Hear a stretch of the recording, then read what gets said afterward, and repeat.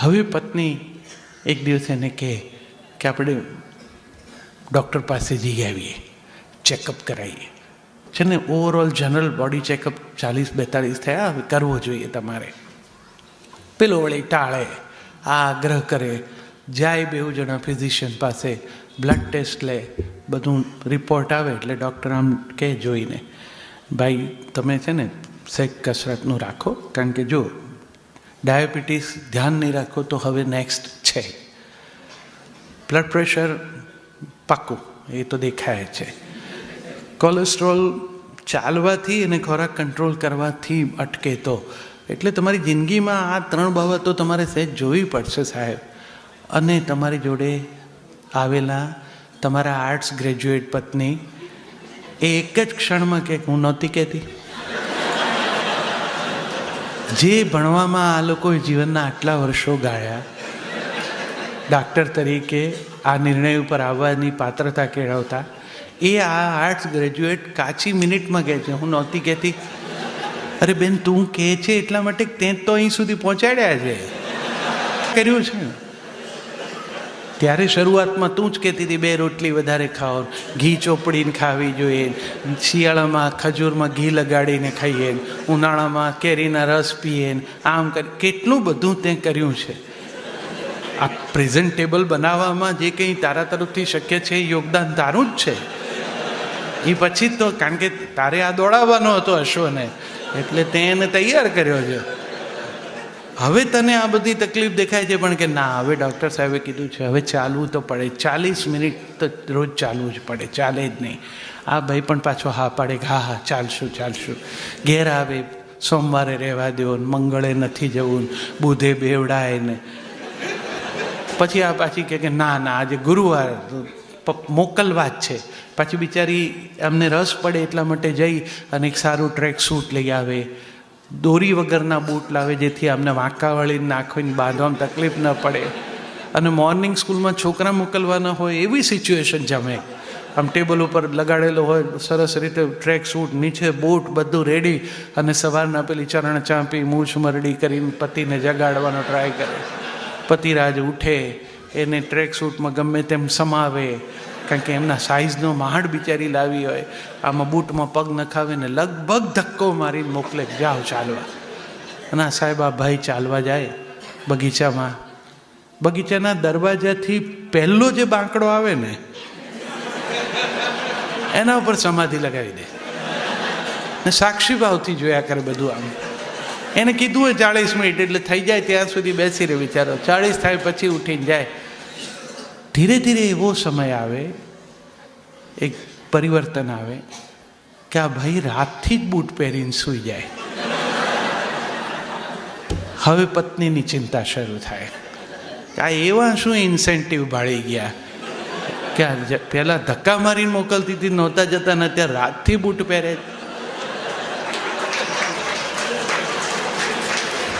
પછી એ બિચારી સાડી નીચે બૂટ પહેરીને પાછળ ધક્કો ખાય. એને જરૂર ન હોય તો 40 મિનિટ એને ચાલવું પડે આમને ચલાવવા માટે.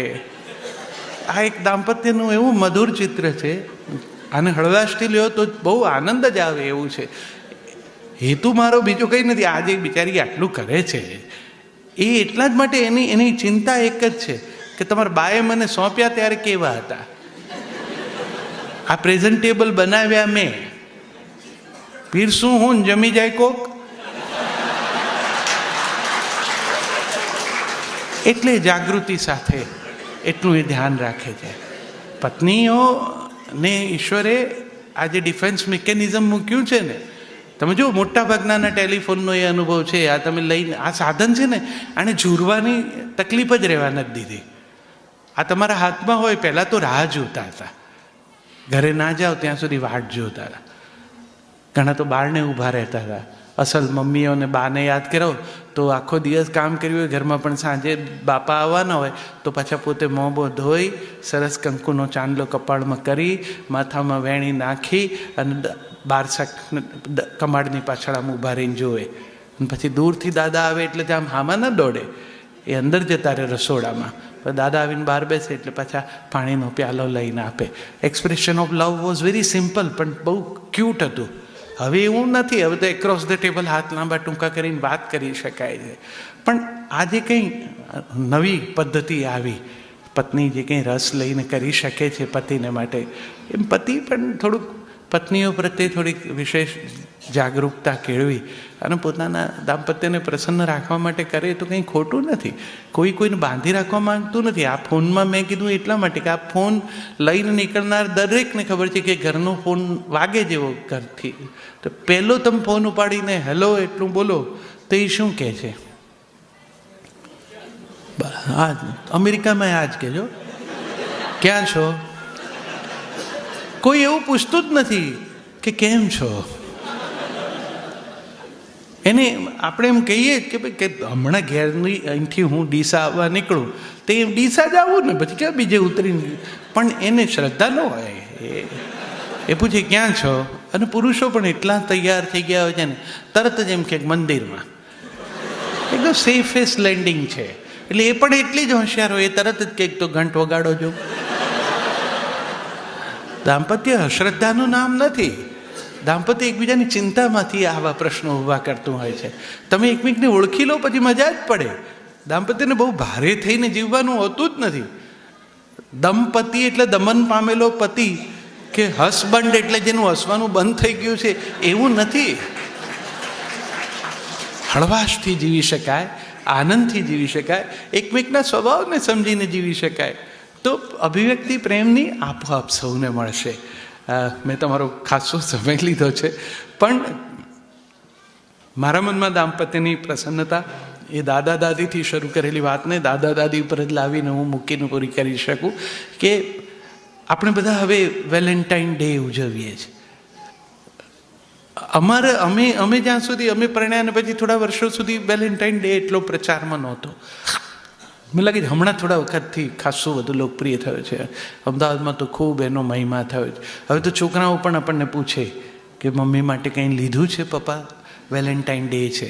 હવે આપણને વેલેન્ટાઇન ડે યાદ ન આવતો હોય, હવે તો તારીખો લગ્નની યાદ નથી આવતી, વેલેન્ટાઇન ડે ક્યાંથી યાદ આવે?